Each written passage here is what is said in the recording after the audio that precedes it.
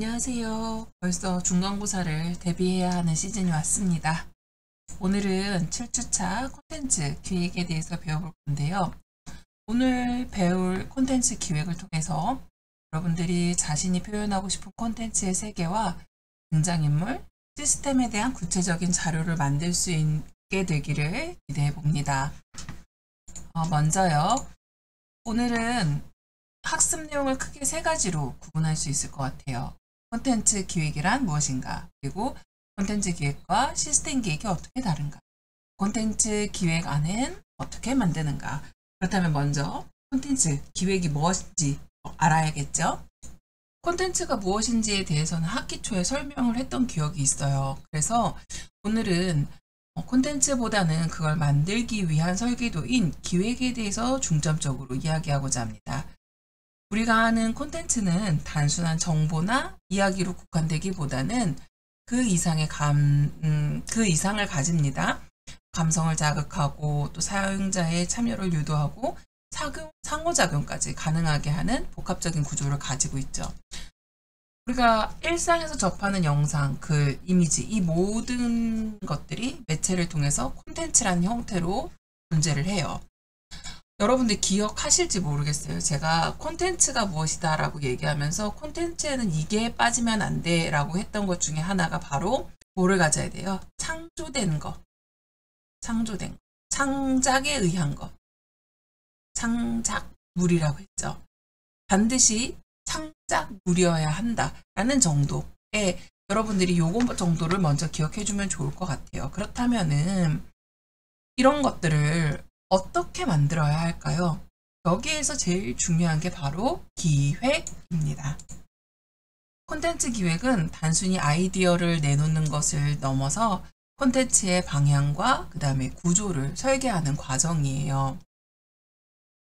쉽게 말해서 콘텐츠의 목적과 메시지를 명확하게 하고 이를 효과적으로 전달하는 방법을 고민하는 건데요. 예를 들어서 이런 거죠. 누구를 대상으로 할 것인가? 어떤 이야기를 전달할 것인가? 어떤 플랫폼에서 배포할 것인가? 이런 것과 같은 이런 질문에 답을 할 수 있어야 돼요. 그래서 전략을 세운다 라고 해요. 그렇다면 이런 기획 과정은 왜 중요할까요? 실무진들은 기획이 제작보다 더 중요하다고 얘기해요. 왜냐하면 콘텐츠 기획은 단순히 구조를 설계하는 과정이 아니고요. 여기서 이것보다 더 중요한 게 뭐냐면 기획이 없으면 방향성을 잃기 때문이에요. 어떻게 만들어야 되는지, 어떤 목적성을 가지고 가야 하는지 이런 부분들이 전부 다 이 콘텐츠 기획 과정에 담기게 됩니다. 결과적으로 기획이 없으면 방향성을 잃고 원하는 목표 달성이 안 된다는 거죠. 좋은 기획은 콘텐츠의 성공 가능성을 높이고 메시지가 명확하게 전달될 수 있도록 돕습니다. 기획은 이런 콘텐츠를 어떻게 설계할지에 대한 일인데요. 실제 제작에 앞서서 무엇을 그리고 왜 누가 만들 것인지에 대한 청사진을 그리는 거예요. 제작 이전에 이런 기획이 없다면 제작 방향이 없는 항해와도 같기 때문에 오늘은 강의에서 그 시작을 짚어보도록 하겠습니다. 콘텐츠 기획의 가장 큰 첫걸음은 바로 이 아이디어를 발상하는 데서 시작을 해요. 아이디어를 떠오르는 방식에는 꽤 많은 종류들이 있죠. 그 중에서 우리가 가장 많이 하는 게 바로 브레인스토밍.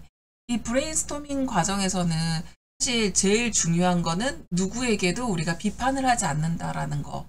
그러니까 결과적으로 브레인스토밍이라는 거는 창의적인 아이디어를 자유롭게 생성하기 위한 방법으로 팀이나 개인이 주제에 대해서 생각나는 모든 아이디어를 제한 없이 나열을 하는 게 그게 목표죠. 그래서 특정 문체나 주제를 설정해서 아이디어를 내는 동안 그 누구도 비판이나 평가를 하지 않고 결과적으로 창의성을 극대화시키는 데 목적이 있어요.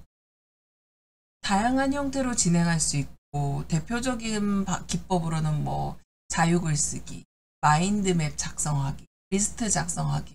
우리는 사실 마인드맵 작성해서 시나리오 같은 것도 만들어 보고 했었죠. 이러한 브레인스토밍의 장점이라고 할 수 있는 것이 바로 아이디어의 양을 극대화시킬 수 있고 예상치 못한 창의적인 해결책을 발견할 가능성이 높다는 거예요. 그리고 또 뭐가 있을까요? 스캠퍼 기법. 이거 여러분들 혹시 아실까요? 이 S가 상징하는 게 뭐죠? S, substitute. 얘가 뭐예요? 이거는 대체한다. 대체. 그 다음에 C는 combine. combine. 이건 뭐예요? 컴바인은 결합하는 거죠. 더해주는 거. 합치시키는 거. 그 다음에 A는 A가 뭔지 알까요? adapt. adapt. 이건 뭐예요? 적응하는 거. 그리고 M인가요? M. 이거는 아이고. 얘는 뭐죠? M은 뭐죠? M은 modify. modify는 수정하는 거예요. 우리 디자인 같은 거 할 때 툴에 modify라는 거 되게 많죠. 그다음 P는 뭐죠? P. to another use. 다른 말로, 우리말로 재활용. 다시 생각해보고, 다시 적용해보고. 그 다음에 M은 뭐예요? eliminate. 이게 뭐예요? 제거하는 거. 우리 터미네이터 보면 엘리미네이터 나오죠. 제거하는 거. 그리고 또 뭐 있지? 마지막에 R. R이 뭐죠? R은 rearrange. 얘는 뭐예요? 재배열하는 거예요. 이거 각각의 머리 끝자를 딴 단어들인데요. 이거 생각해보면 여러분들 생각할 수 있는 거 뭐죠? 우선은 각각의 요소들에 대해서 이것을 어떻게 대처할 수 있을까? 두 가지를 결합해서 새로운 걸 만들 수 있을까? 불필요한 부분을 제거하면 어떻게 개선될까? 이런 것들에 대한 얘기를 하는 거예요. 기존의 아이디어를 다양한 각도에서 분석하고 발전시킬 수 있도록 혁신적인 결과를 도출해내게 하는 가능성이 아주 높은 발상법이에요. 마지막으로 벤치마킹이 있어요. 벤치마킹은 사실은 어떤 비즈니스에서도 가장 많이 이 벤치마킹 기법을 쓰지 않을까라는 생각이 드는데요. 여러분들은 벤치마킹 하면은 다들 어디서 뭔가를 열심히 카피해가지고 오시죠. 벤치마킹은 특정 프로세스나 성과를 측정해서 이것을 기준으로 개선 방안을 도출하는 게 원래의 방법이에요. 다른 조직의 산업이나 성공 사례와 비교를 해서 나를 성공할 수 있도록 향상시키는 데 사용하는 건데, 벤치마킹 할 우선은 경쟁사가 있어야 되겠죠. 경쟁 제품이나 경쟁 서비스나 경쟁 컨텐츠가 있어야 돼요. 그리고 거기에 따르는 데이터를 수집하고 분석해서 나의 현재 상태를 파악할 수 있어야겠죠. 그리고 그걸 통해서 개선할 목표를 정한다.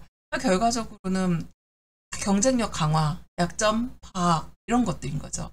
이 세 가지 기법은 모두 콘텐츠 기획하는 과정에서 창의성과 효율성을 높이는 데 아주 효과적이에요. 따라서 이 상황에 따라서 적절하게 잘 활용한다면 좋은 방법이 될 거예요. 하지만 여기서 제일 중요한 건 사용자 중심이라는 거.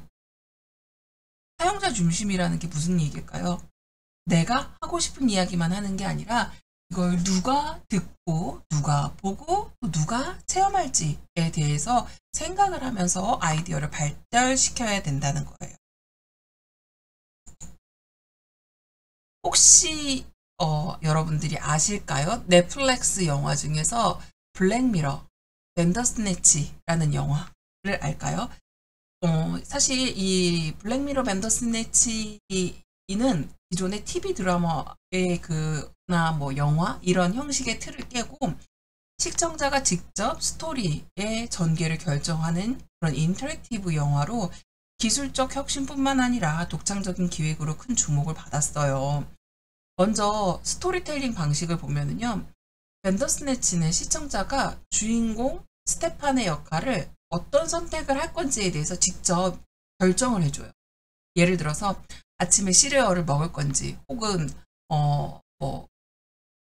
뭐 버스를 탈 건지, 차를 가지고 나갈 건지, 자전거를 탈 건지, 특정 상황에서 누가 죽음을 맞이할 건지 이런 것들을 선택하게 하는데 이런 방식은 단순하게 관람이나 이런 행위에서 그치는 게 아니라 시청자가 이야기를 참여하는 상태로 전환시키는 거예요.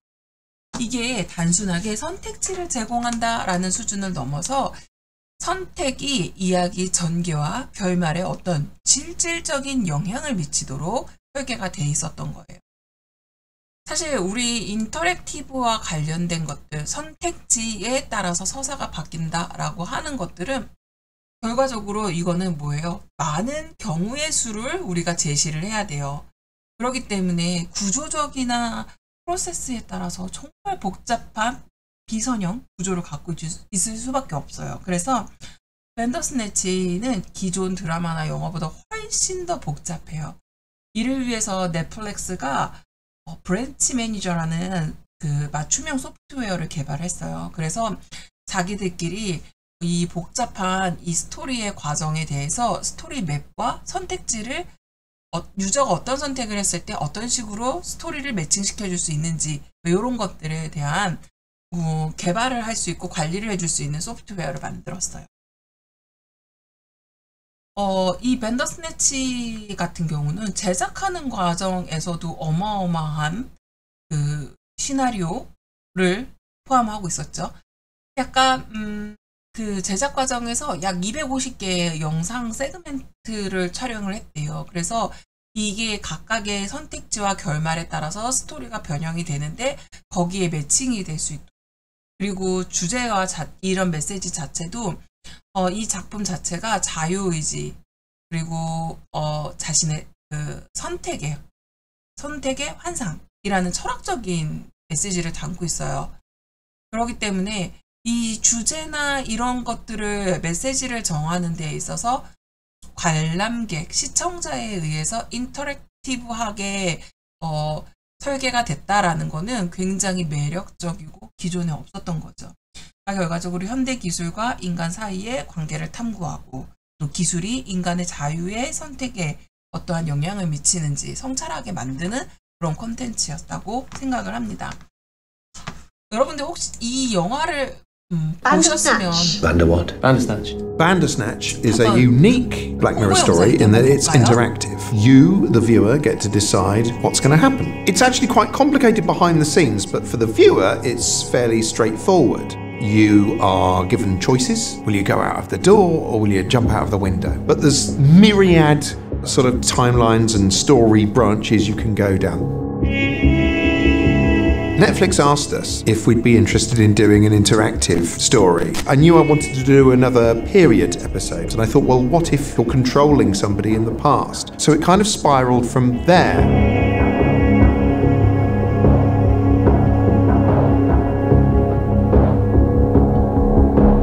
The past is immutable, Stefan. We can't choose differently with hindsight. The story itself focuses on a young guy called Stefan Butler. Stefan, sorry. That's right, I get it all the time. Stefan is a video game coder, and it's a story about him trying to make his first game and get it published. Tucker's an entrepreneur, he's a bit of a hustler, and he's set up his company, Tuckersoft, and he's got basically a bunch of nerds in, and he's just working them dry, basically. I'm Colin, yeah? Yeah, I've played all of your games. Colin is a gifted games developer. He recognises a certain talent in Stefan. How did you know that?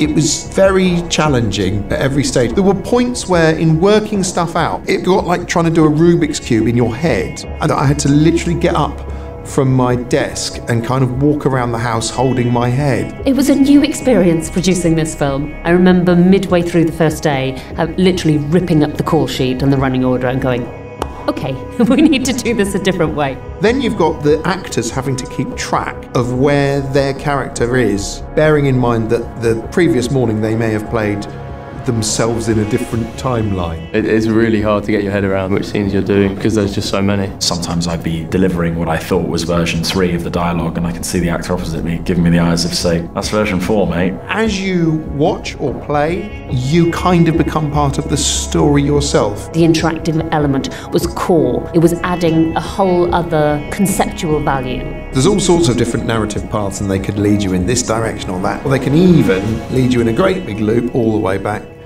to the very beginning. Bandersnatch. Bander what? Bandersnatch. Bandersnatch is a unique Black Mirror story in that it's interactive. 끝내기.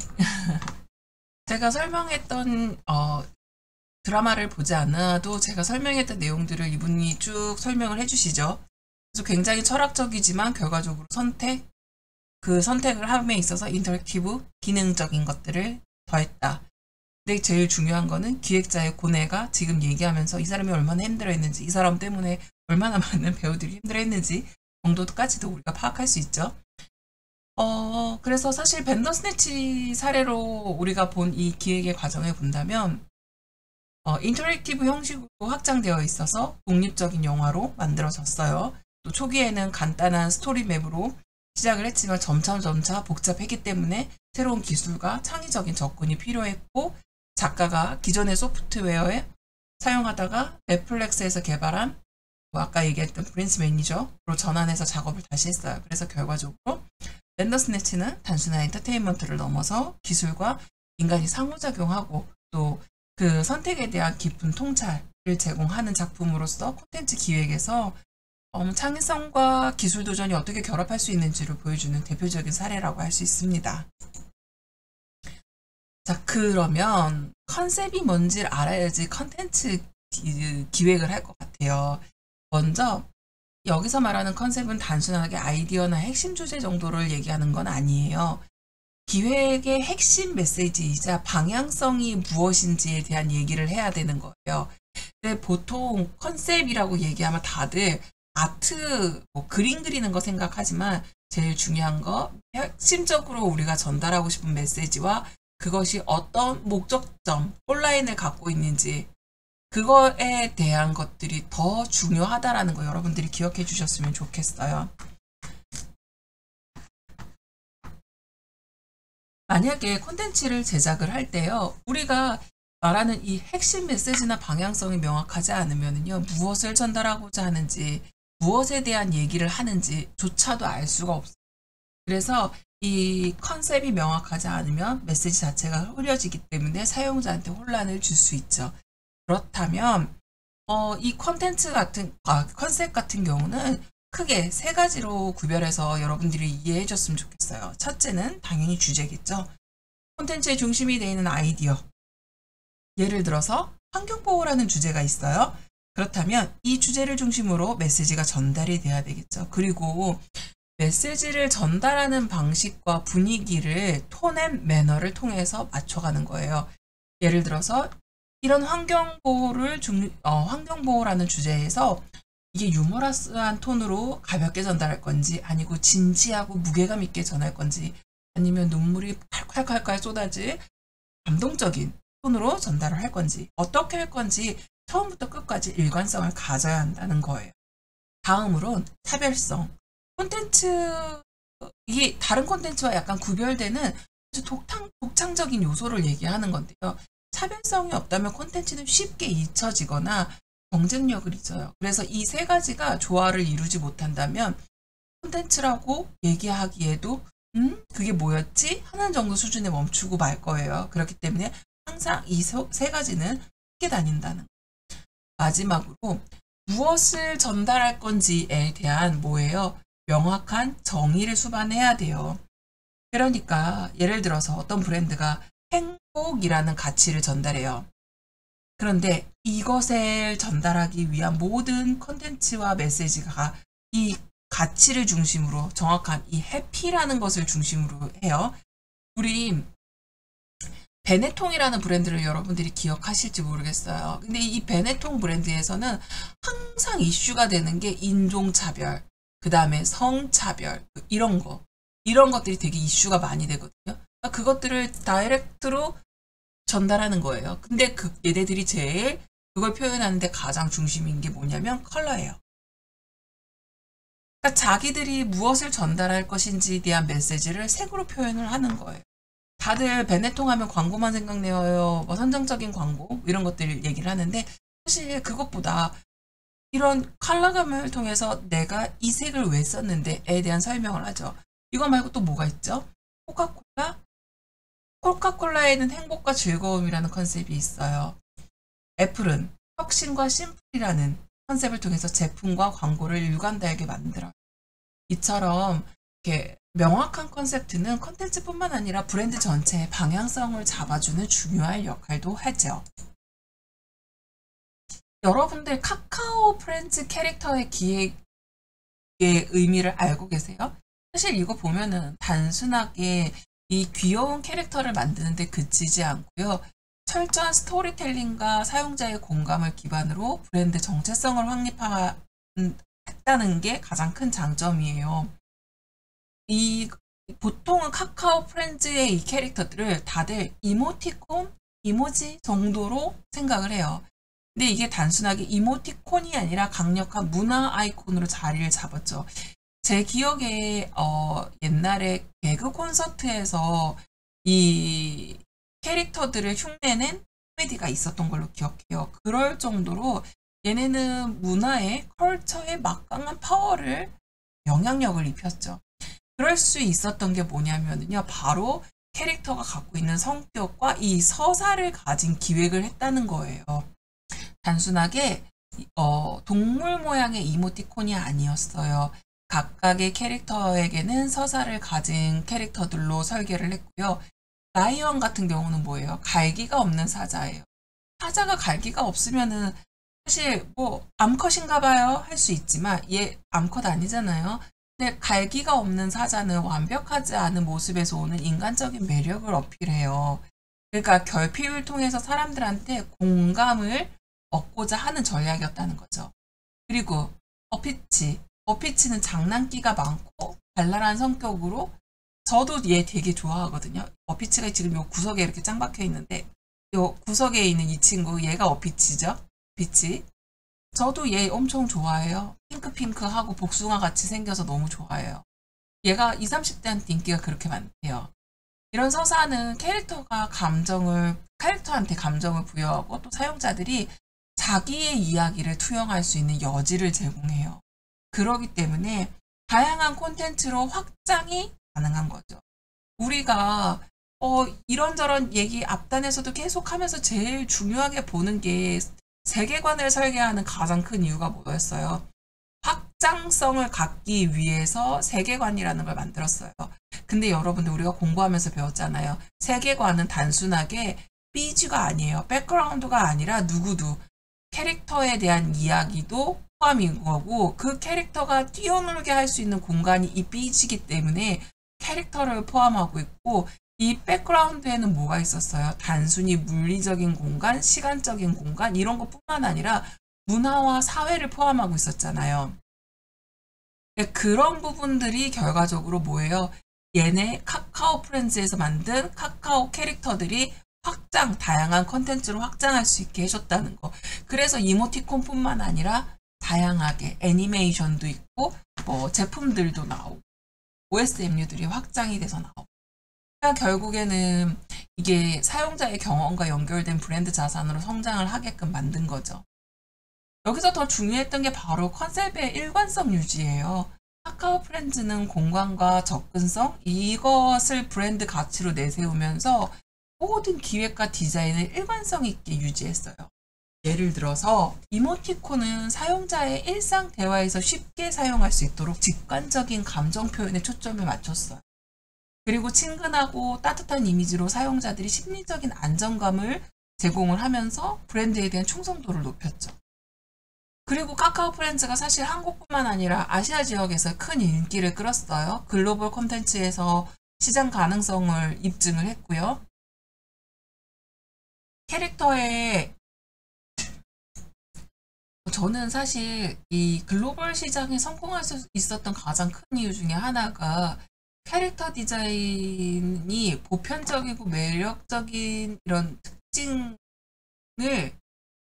갖고 있었다고 생각을 해요. 문화적 장벽을 넘기가 너무 쉽게 디자인이 되어 있었고, 소셜미디어하고 오프라인 스토어를 적극적으로 활용한 이 마케팅 전략도 글로벌 확산에 기여했다고 생각을 합니다. 카카오 프렌즈 사례를만 딱 봐서도 컨셉이 얼마나 중요한지 알겠죠? 그래서 제가 첫 번째로 강조하고 싶은 컨셉은 콘텐츠 기획서에서 중심에 위치한다는 거예요. 컨셉이 단순히 아이디어가 아니었고 기획 전체를 관통하는 핵심 메시지이자 방향성이라는 거. 그렇기 때문에 컨셉이 명확하지 않는다면 기획의 다른 요소들, 목적이라든지 구성 요소라든지 기대 효과 등 이 모든 게 흐려질 수밖에 없어요. 그래서 모든 기획의 출발점은 명확한 컨셉을 가지는 것, 그것을 정의하는 것에서 시작한다는 거 여러분들 잊지 않으셨으면 좋겠어요. 컨셉이 완성이 되지면 기획서라는 걸 작성을 하는데요. 이 기획서는 단순히 아이디어를 나열하는 문서가 아니에요. 지금 제가 여기다가 뭐라고 명시를 해놨냐면 기획서에는 타겟과 목적과 컨셉과 구성 요소와 기대 효과 등이 포함됩니다. 라고 했어요. 이 얘기는 타겟은 뭐예요? 이 컨텐츠가 누구를 대상으로 하는지에 대해서 명확하게 이 타겟에 대해서 나와야 돼요. 간혹 그런 경우가 있어요. 유치원생 아이들을 위해서요. 근데 유치원생 아이들은요, 정말 4세, 5세, 6세, 7세 각각의 연령이 다 달라요. 그리고 남자아이, 여자아이 성향이 다 달라요. 그런데 이걸 뭉뚱그려서 이 애들을 다 공략한다고? 안 돼요. 안 돼. 애니메이션에서 우리가 보통 6세 유치원생 아이들을 생각하고 만들어요. 그러면 보통 요 4, 5세 정도를 생각해야 돼요. 이미 6, 7세 아이들은요, 자기들이 초등학생쯤 되는 사고를 가진 문화 소비자라고 생각하고 있어요. 아이들이 생각보다 자기 연령보다 높은 컨텐츠의 문화를 소비해요. 우리 고등학생만 돼도 대학생 라이프를 동경하잖아요. 여러분들 어땠어요? 중학생들은 고등학생을 동경해요. 그렇기 때문에 유치원생을 컨텐츠 타겟으로 했을 때 이렇게 두리뭉실하게 잡으면 먹히지가 않는다는 거예요. 그래서 컨텐츠가 누구를 대상으로 하는지 범위가 구체적이어야 돼요. 그리고 목적을 통해서 무엇을 달성하려고 하는데, 이게 왜 필요하는데에 대한 설명이 있어야 되고요. 콘텐츠의 주요 내용과 형식이 구체적으로 설계가 돼야지 그것에 따른 기대 효과로 성과를 예측할 수 있게 되는 거예요. 이 모든 요소들은 콘텐츠의 컨셉을 기반으로 연결되어 있고 조화를 이루어야 합니다.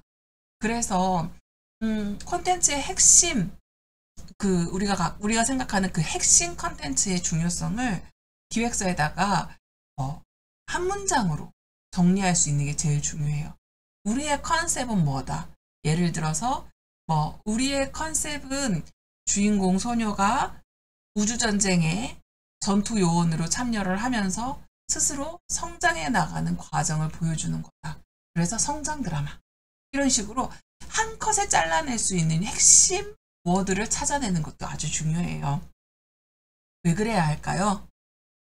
핵심 콘텐츠가 명확하면 그 기획서의 전체적인 방향성이 흔들리지 않고 일관성 있게 유지될 수 있기 때문에 바쁜 현대인들을 위한 간편한 건강도시락이라고 한 문장이 있다면 타겟은 바쁜 현대인일 거고 그 목적은 건강한 식사를 제공하는 것일 거고 구성 요소는 간편한 도시락 메뉴가 될 것이고, 이렇게 한 문장으로 정리된 핵심 컨텐츠가 기획서 전체를 이끄는 나침반 역할을 하게 될 거예요.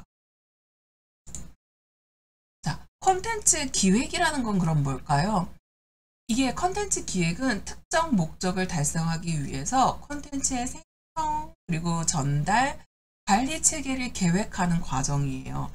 결과적으로 무슨 얘기를 하는 거예요? 콘텐츠하고 아무 상관없다는 게 아니라 콘텐츠가 무엇인데 라고 어떤 과정으로 콘텐츠를 만들 거야. 그래서 생성에 대한 거. 그리고 이거를 어떻게 전달할 거야. 그럼 마케팅인 거죠. 생성은 제작이라고 하고 다음에 전달은 마케팅이라고 할게요. 그 다음에 관리는 뭐예요? 배급, 뭐 이런 것들, 이 모든 것들 어떻게 체계적으로 할 것인지에 대한 세부적인 얘기를 다루는 거예요. 그래서 콘텐츠 전략의 세부 실행 단계라고 표현을 해요. 그리고 콘텐츠가 사용자에게 유용하고 효과적으로 전달할 수 있도록 거기에 초점을 둬서 콘텐츠를 기획하는데요. 콘텐츠 기획에서 제일 중요한 것 중에 하나가 목표 달성. 콘텐츠의 목적과 목표를 명확하게 정의해서 비즈니스 성과와 사용자 만족도를 극대화하는 데 필요한 거죠. 효율성이라는 건 체계적인 관리를 통해 리소스를 효율적으로 사용하고 또 불필요한 중복되는 작업을 줄이는 것. 이것도 콘텐츠 기획 단계에서 아주 중요해요. 그리고 또 한 가지 일관성. 일관성이라는 거는요. 브랜드 메시지가 갖고 있는 톤을 유지하고 신뢰성을 확보하는 데 가장 중요해요. 이런 콘텐츠를 기획할 때 여러분들 타겟을 설정하고 이런 콘텐츠를 기획할 때 제일 중요한 것들은 또 뭘까요? 기획이라는 게요. 실질적으로 어떻게 적용될 수 있는지 구체적으로 얘기를 하자면요. 게임 산업에서는 스토리를 기반으로 한 퀘스트 설계, 이걸 통해서 결과적으로 플레이어가 몰입할 수 있는 흥미로운 이야기를 제공하겠죠. 그리고 또 뭐가 있어요?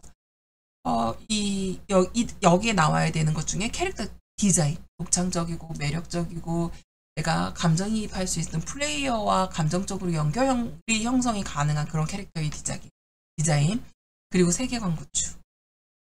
게임에서 배경을 설정하거나 플레이어에게 몰입감을 제공할 수 있는 어떤 특정한 서사를 갖고 있는 그런 세계관 구축. 마케팅에서는 기획이 어떻게 잡힐까요? 브랜드 스토리의 전개. 옛날에 제가 여러분들한테 플랭크스 아저씨 얘기했던 거 기억나시죠? 브랜드가 가진 철학과 가치를 이야기로 풀어내서 소비자에게 공감대를 형성하게 하기 위해서 이 기획 단계, 뭐 캠페인, 시각적인 요소나 메시지를 효과적으로 전달하기 위한 캠페인 연출을 위해서 이 콘텐츠 기획하고, 교육에서는요. 교육이나 학습에서는 자료에서 스토리텔링을 도입해서 정보 전달뿐만 아니라 학습자가 흥미를 지속적으로 유발시키고 기억력을 향상시키는데 이 기획 과정을 어떤 식으로 전략을 가질 건데 하는 부분을 위해서 기획 과정을 포함시켜요. 그러니까 결과적으로 컨텐츠라는 것들은 결과적으로 컨텐츠 기획에서 사용자 경험을 중심으로 한 창의적인 설계 과정이 바로 컨텐츠 기획 과정이라는 거예요. 결과 이게 스토리텔링을 하고 캐릭터와 세계관을 구성하고 감정적인 연결을 강화시키고 명확한 메시지를 전달하는 데 초점을 주는 것뿐만 아니라 다양한 산업군, 게임 산업, 마케팅, 교육, 다양한 산업 분야에서도 활용될 수 있기 때문에 이 기획이라는 거는 아주 다방면으로 중요한 작업을 시작하기 전에 중요한 설계도를 그리는 과정이라고 이해해 주세요. 자, 이렇게 개념 정리를 좀 하고요. 다음 시간에 좀 더 상세하게 얘기를 하겠습니다.